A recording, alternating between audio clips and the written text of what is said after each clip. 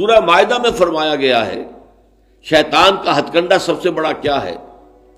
انما یرید الشیطان ان یوقع بینکم العداوۃ والبغضاء،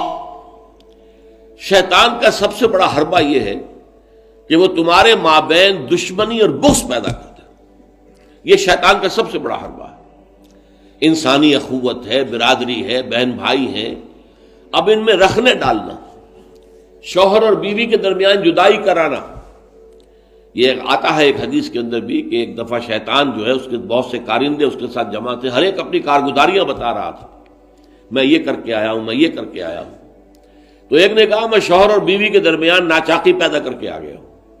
تو شیطان نے اسے شاباش دی کہ تم نے سب سے اچھا کام کیا۔ اس کی وجہ یہ کہ اس سے پورا خاندانی نظام مختل ہو جائے گا، اور جہاں خاندانی نظام جو ہے وہ خراب ہو جائے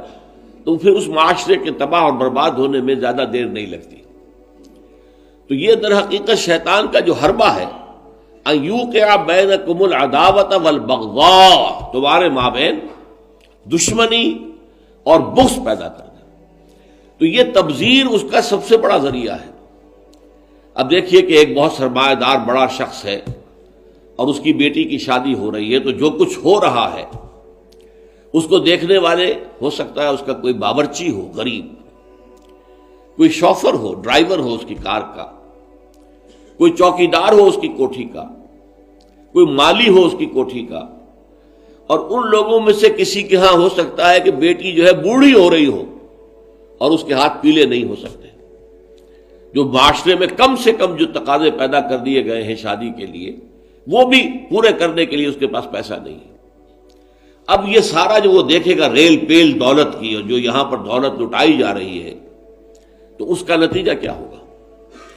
اس کے دل میں شدید احساس محرومی پیدا ہوگا،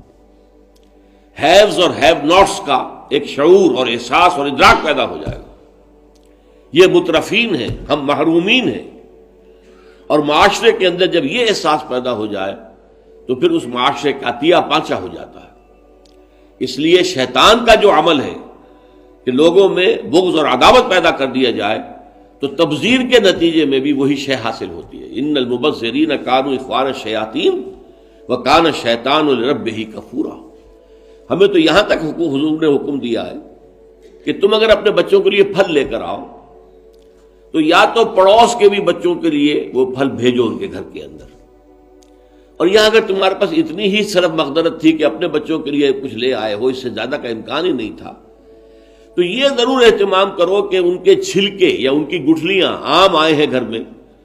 تو آم کے چھلکے اور گٹھلیاں تو اپنے دروازے کے باہر نہ ڈالنا۔ تمہارے پڑوسی کے بچے دیکھیں گے کہ ان کے گھر میں آج آم آئے، انہوں نے آج آم کھائے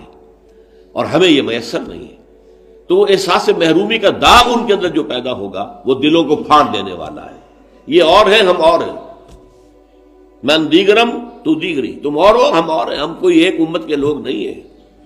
چاہے کتنے ہی واعظ آپ پلا دیں مسجد کے اندر کھڑے ہو کر انما المؤمنون اخوۃ، لیکن جب یہ شکل ان کے مشاہدے میں آتی ہے تو وہ کبھی ماننے کو تیار نہیں ہوتے کہ یہ گھر والا جو ہے یہ بھی میرا بھائی ہے۔